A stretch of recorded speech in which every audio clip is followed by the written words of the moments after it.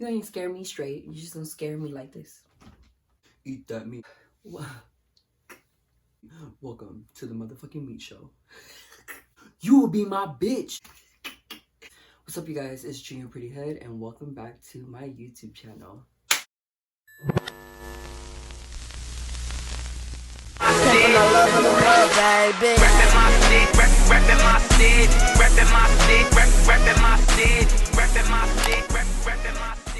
So today we have ourselves another mukbang plus story time. Y'all know this is just gonna be my thing because, like I said, I have so many crazy ass stories that I just want to share with you guys. These stories are just fucking way too good to not share. You know what I'm saying? And some of these stories is just like, damn, I really can't believe I went through this. I'm only 24 and I started at being such a badass at such a young age. I made some steak, some homemade garlic mashed potatoes, and some sautéed shrimp with some mushrooms, and I have a glass of orange juice with a frozen strawberry in it because I didn't have no ice. So let me take a sip of this.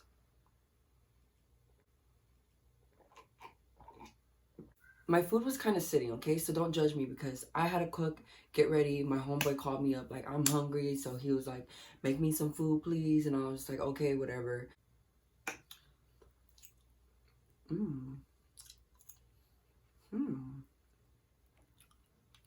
get a bite of this. I don't even know how my steak is. I got this. I couldn't really find an actual, like a smaller knife, so this one will do. It's kind of fucking dull, but, and mind you guys, I have this like leveled up, so you see what I'm talking about? I have it so that the food can look presentable and be in an angle that I want it to be. See the struggle of mukbangs and doing all this for you guys? I really hope you guys appreciate it. Okay, first bite of the steak.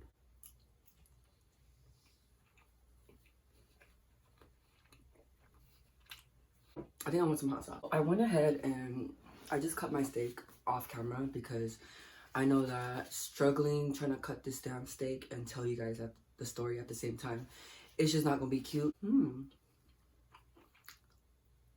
Put some hot sauce on my steak. So today's story is about the time that I was put in a Scared Straight program. So have you guys ever seen the show Scared Straight, where they take these badass kids like juveniles and stuff to like a prison or a jail or whatever the hell, and they, you know, have all these people yell at them.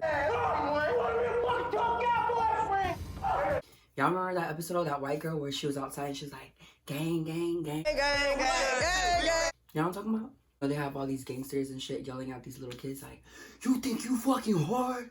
You think you hard? You will be my bitch. You know what I'm saying? Like that. I was in a program like that. We're going to start from the beginning of what happened, what went down, and why I was put in this program. So let's rewind like, dang, how many years was this? I'm 24. This happened when I was like 11, 12. I'm pretty sure I was 12. I'm pretty sure I was in 7th grade. In middle school, my friends and I were really bad. Like, when I say we were bad, like this generation, I feel like this generation's like all about TikTok and the internet and shit. My generation, when we were in middle school, we didn't really have all that yet, you know? We were still like hanging out with our friends, trying to meet up at the mall, get dropped off at the mall, go to the movie theater, stuff like that, you know? But my friends and I, like, we are just some little baby kids from the hood, you know? And we would like smoke weed before going to school. Before anyone knew about Four Loko, there was juice. And juice was equivalent to Four Loko. So we would drink, like, we would pound a can of that, smoke a blunt, walk to school, smoke cigarettes while we're on the way to school. Like, we were just a group of badass kids. And it was me and like 5 of my homegirls. We would always ditch school. Oh, excuse me. It was me, my homegirl, Amy, Priscilla, there was Eileen, there was little Erica, Sarah, and then in the story, Victoria was in it as well. That day was like 6 to 7 of us in a group trying to ditch school. This is when I met my homeboy, who's now a rapper, Stupid Young. He barely came out of juvie, and he was like 15 years old or whatever. But Anyways, we decided to ditch school and walk to his house. That day we're like, fuck it, we're not gonna go to school. We're just gonna go chill at his house, smoke some weed, drink, you know, do some badass shit. Like, I don't get it. Like, I don't get why we were such badass kids. That's growing up in Long Beach for you. How to explain this? Our school was on 7th Street. Where my homeboy lived is on probably like 20 streets away from our school. So we're walking, right? And we're stupid about it because it's already past school hours. It's like 9 in the morning, so we're supposed to be in class. And mind you, we would ditch so much that the counselors and the principals and everybody, they would keep an eye out on us, mainly because they knew that we hung out in school together and we were friends outside of school. So any days that we would all be missing, they would know that we would be ditching together. We're walking in this huge group like dumbasses. We should have split in like 2 to 3 groups because it was like 7 of us. But instead, we're like, fuck it, we're all gonna walk with each other. So we get to the street PCH, like right behind Poly High School, PCH, and we see a fucking school safety drive by. Like, you know, it's turning the corner. It was making a right on the street, and we're standing at the corner, all looking at the school safety driver. We didn't think too much of it. We're probably like, oh, they probably think we're walking to another school or another middle school or something, you know? Someone had notified school safety to keep a lookout for us because, you know, me and my homegirls would never go to school. We cross the street. We think we're safe. We don't see nobody. We get to the neighborhood, which is literally down the street from where I live right now, on like 20th. Next thing you know, my homegirl was like, oh, I need to go pee or something. I'm like, okay, go pop a squat. So as she's like about to go pee, the fucking school safety pulls up on us, gets out the car. Like, I'm talking about like they had this planned out where like they drove with the car door open or something, because bitch, they didn't even like take their time to like unbuckle and fucking get out the car. Like, it happened so quick. And like we were trying to make a run for it, but it was kind of too late. And you know, like it was so many of us. We all are sitting down on the sidewalk and the police come, and then I think like a bigger truancy van came, and they're getting down all of our information, you know, our name, first name, last name, the school we go to. But they knew what school we go to because, like I said, they were notified about this group of fucking kids, which is me and my fucking ghetto ass homegirl. One of my homegirls, V, she had a pack of cigarettes with her. And mind you, so we all got tickets for being out of school, you know, truancy tickets. She got an extra fine for having that pack of cigarettes. Well, next thing you know, like they're just asking us like, where were we going? We were just like, we were gonna go to our friend's house. And they're like, do what? We're like, go chill. We are escorted into the damn van, and they don't even take us to school. They take us to a different school, an elementary school, which is like 15 minutes away from our actual school. And it's like in a bougie area. You're expelled from school, but you would go to a different school and sit in this classroom where you're quiet all day. They give you like a packet to do, and you guys can't talk to each other, like nothing. Like you're just quiet all fucking day. And when we get in the van, my homegirl V, she is crying her ass off. Like she would not stop crying. And I'm just like, girl, if you don't stop crying, V, I love you. I love you so much. And all of us were just telling her like, calm down. Like, she's like, no, you don't understand. Like, I'm gonna get in so much trouble. Out of all the people that was with us, V had the parents that were more strict on her. You know, like typical Asian parents that like want you to have A's, straight A's. And, you know, she had more traditional parents. With us, our parents, I'm not saying like our parents didn't care about us, but they really didn't care about us. Well, she was really crying because she's the one who got caught with the cigarettes. And mind you, we all smoked cigarettes, so she kind of took that one for the team. So thank you for doing that, Vicky. We get to the fucking place and they like separate us. So it's like a classroom filled with like 20 tables, but they put us in like different corners and stuff so that we won't talk to each other. Vicky had her head down the whole time because she was still sad and crying and miserable about this, and she just felt like her whole life was over, you know. And me and the other girls, we're just like, fuck it, we got in trouble and there's nothing we can really do. After the day is done, they drive us back to our school. We get dropped off in the front. I can't really remember because, you know, this was like fucking 12, 13 years ago. They notified our parents. We got our ticket in the mail. And, you know, once we all got it back, we all went to school and we all talked about like what was going on, who had this type of community service and who's gonna have to go into court and pay the fine and this and that. So out of everybody, they had regular community service. Some people had the option to just go to court, pay it off, this and that. But guess what? I didn't have that option. I'm at home, right? I get this letter that says something, we need to inform the parents of Junior Soak that da-da-da, something juvenile. I really didn't understand what the letter was saying. And at the time, when I heard the word juvenile, I didn't know that it meant minors. I thought it just meant like, you know, the kids that were in juvenile. I thought that's what it meant. So I kept telling my mom, like, it doesn't apply to me. Like, I'm not a juvenile. I'm not in juvie, da-da-da. But really, it just meant like my minor ass needs to take my ass to the courthouse, like it stated, and be in this damn program. You know, that was the only option they gave me. They didn't give me no regular community service. They didn't give me the option to go in and pay the fine. Like, no, they were not letting up. And the reason of that is because in a school year, there's like 100 something days, right? I only went to school, in a school year, I only went to school like 40 days. Which means I only went to school like 2 to 3 times a week. And every other day, I didn't go to school. They basically just kept track of my record and they're like, oh, hell no. Like, this kid is bad as fuck and his parents need to get him under control. At the time, I didn't live with my mom. I couldn't live with my mom because she was with this guy that his parents lived with him. And they didn't really like me. They just thought I was like a really bad kid and disrespectful. They just didn't like my attitude and my appearance because I had like piercings and I dyed my hair, and you know, I just didn't look like your typical 6th, 7th grader. They couldn't stand me being there, so I left from living with my mom and I moved in to stay with my grandma. That was nothing that I wasn't used to because my grandma was the one who actually raised me with my aunts and my uncle. So growing up, I just didn't really have anybody who told me right from wrong. My aunts and stuff, they were more like my siblings rather than my aunts.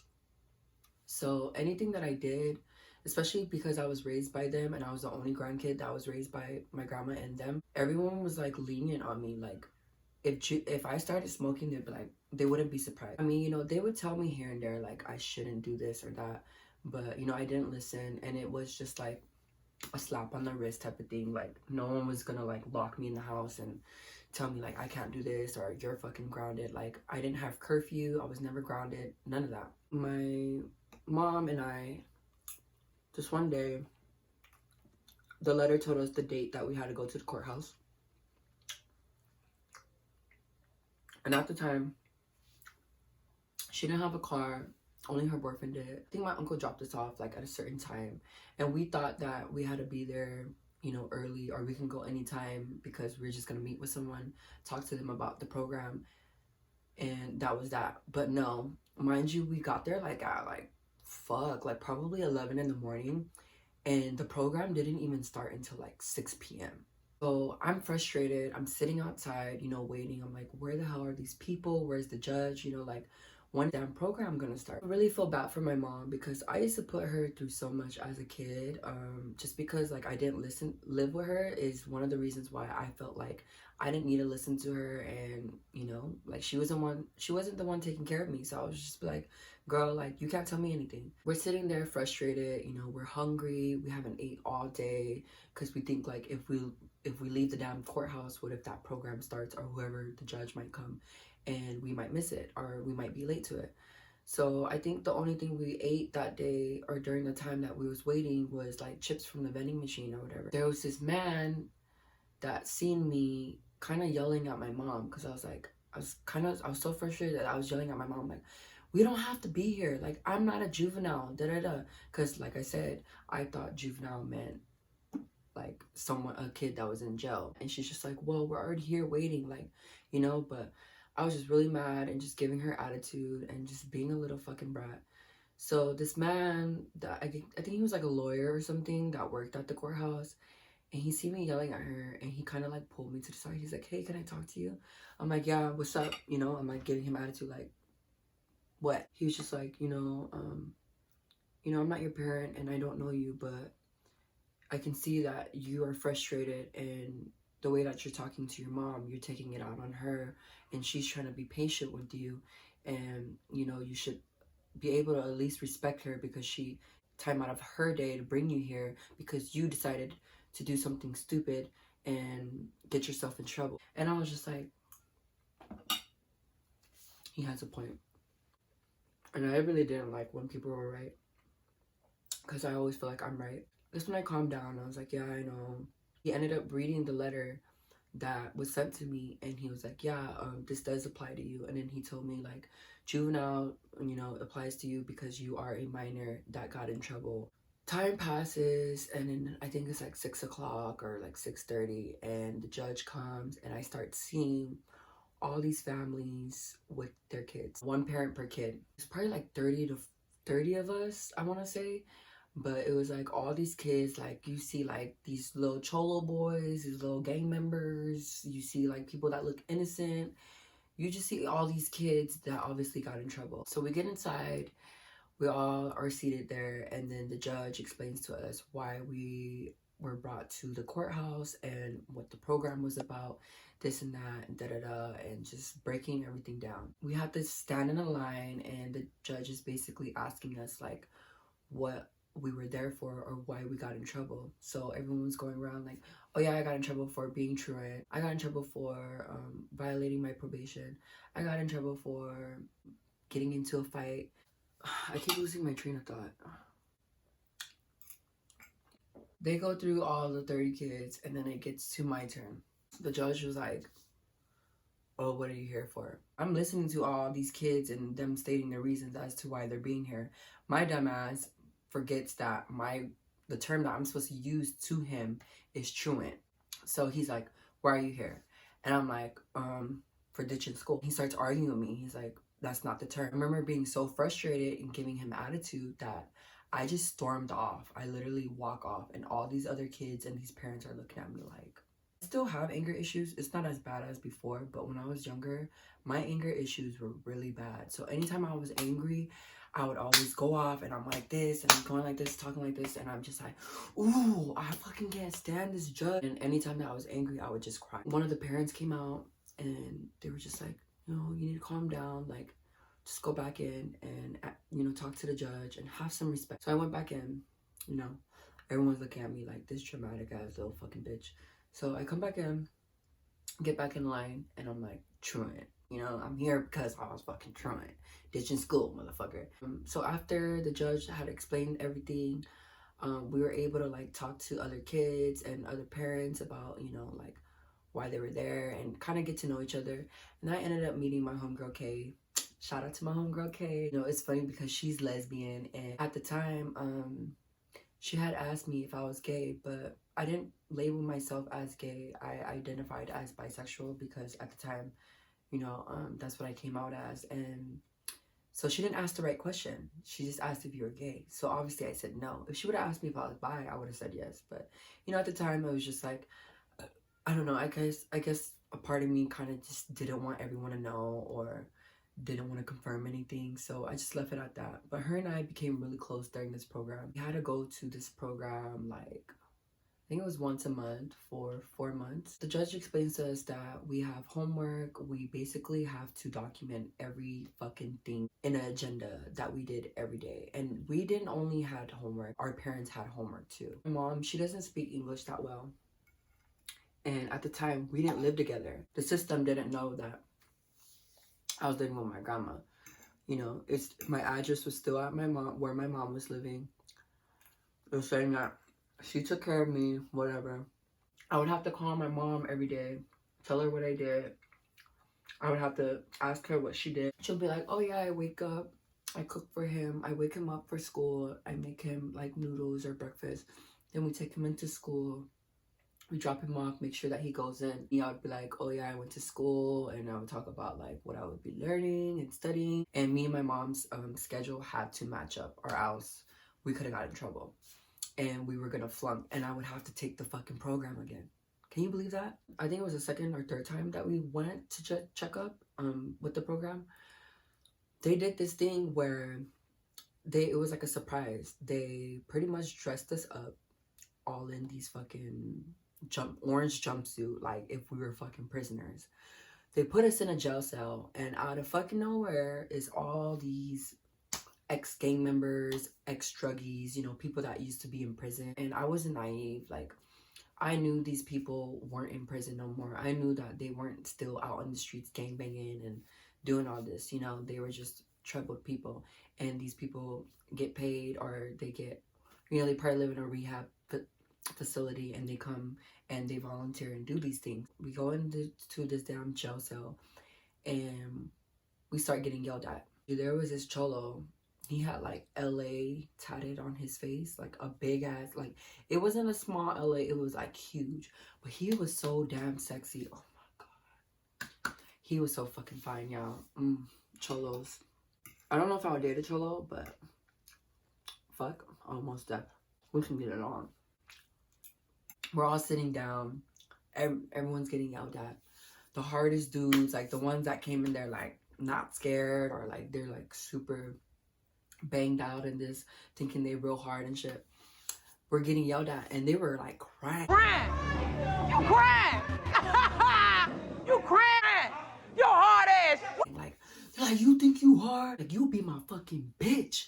You're a fucking bitch. You fucking hard, you fucking pussy, da da da. And I'm just like, girls are crying, guys are crying. Like, it didn't matter. All these fucking kids were just crying. Dude, that LA tatted cholo guy, he comes to me. He's all up in my face, and he's like, yo, what's up? Like, hey, like, you be my bitch, and if you were in my pen, you a pretty ass little bitch, da da da. And I'm just like, I'm like looking around, and I'm like, doesn't that make you gay? Like, that sounds gay to me. You know, I was just a smart ass, sassy ass little motherfucker. All of our parents are outside, so we're locked in this damn jail cell. They have to watch us get yelled at by all these fucking gang members, or whatever the fuck, these crazy people. So my mom, she starts crying. She's behind bars like, come here, shut up, stop, like, don't say nothing, da, da, da. And I'm just like, after this whole thing, I told my mom, like, girl, for one, we are minors, okay? Two, these people, they're not gonna let the police and everybody, the judges, they're not gonna let us be touched, no matter if we act up, no matter if we start trying to act out on them or fight them or whatever it is. We are kids, they can't touch us. First, she really thought like we was gonna get hurt by these people, but I was just like, girl, like, are you tripping? They're not gonna let these people lay a finger on us. They're just trying to scare us straight. That's why it's scared straight, you know what I'm saying? But you ain't gonna scare me straight. You just gonna scare me like this. That's one of the things my mom hates about me, is that I get that from my dad, is that I fear nobody. Like, I'm not scared of anyone. So this guy, he's still talking to me, and I'm talking back to him, and he's just like, what, you know, he's kind of like tripped out, like, what the fuck, why is this little boy talking back to me, you know? And then he's like, look at your eyebrows. He's like, da-da-da. And then, mind you, he had some nice ass eyebrows too. So like, he's bald, skinny, tatted up, fine ass, like, think of like a pretty boy cholo. Like, that's how he looked, like, just sexy. And in my head, I was just like, boy, you don't know. Like, when he was telling me that I would be his bitch in his cell, I'm like, I sure will. I sure fucking will. I start clowning on his eyebrows. I'm like, look at your eyebrows. I'm like, what, you be having your homie pluck your eyebrows while y'all in the cell? And everybody like went from crying to just looking at me like, what the fuck? Like, this kid just doesn't give a fuck. And everyone was just like laughing.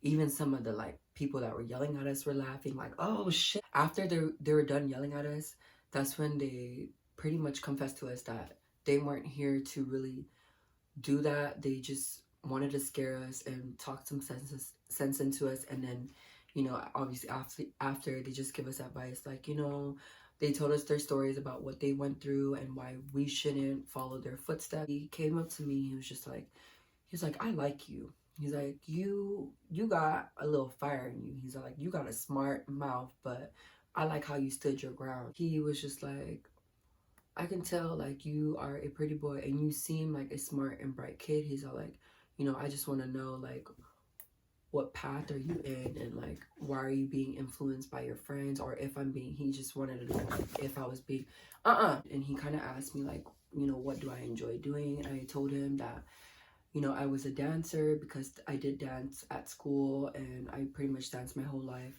I also like arts, you know, I also really liked fashion, dressing up and singing and, you know, dancing and writing music and you know, basically all of my hobbies and my talents and my skills. And he was just like, oh wow, that's really great, like you know, you should really focus more on that. I get where he was coming from, you know. Of course, anytime that people point out the good in me, I do take it into consideration, but at the end of the day, it's up to me to make the decision if I want to change or not. After that, they pretty much let us out of the jail cell. You know, our parents started hugging us, and after they were like crying, and you know, they just pretty much felt bad that they were witnessing their kids being yelled at by these fucking strangers.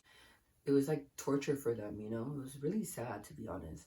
And I think that played another part, like, they wanted to show the kids, like, do you really want to put your parents through this shit? After they release us, we had to take a mugshot.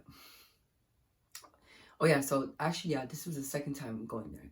We had to take a mugshot, and that was our school ID. So that was like our ID for the program, and we would have to bring it and wear it with us. And finally, when the program was over, which was the third or fourth time that we had to check in, we turned in all of our homework. We kind of like, I think we were able to like dress up like formal that day, and kind of had like a potluck. I can't remember. It's been so long. After that, I mean, it didn't really stop me from ditching school. Like, I still ditched school, and mind you, I got pulled into the fucking police station like a month after because they were keeping track of my dates, and I still was ditching school. But I ended up cussing out the whole police station, my counselor. And it was so funny because she went in there like, yeah, Junior is such a bright kid, he's so talented, very smart, da da da, you know, I love him. And you know, me and my counselor had a very good bond. I was so bad that I would have to eat my lunch in her office, and she would pretty much be like my therapist. So she really got to know me. And you know, I was in dance and all that, and I was in all the talent shows and student council and all that. So she obviously seen the good in me. So when we went to the police station, she pretty much told everyone about me, and I went in there and pretty much embarrassed her. And I'm so sorry for that. To this day, I think back like, damn, I really embarrassed her. Like, for someone to speak so highly of you, and then you go in and turn up on everybody. And I was cussing at the cops, and he was like, oh, if you're my kid, I will whoop your ass. Like, and I was like, isn't that child abuse? Anyways, move on, stupid. I was just basically coming for everybody's neck. And mind you, like I said, my mom she doesn't speak English that well, so she was just sitting down, very disappointed in me. So I want to also say sorry to my mom for putting you through so much as a minor. Also my family. Yeah, I was just a very troubled child. Yeah, you guys, that was the story of the time that I was put into a Scared Straight program, and I just was really bad.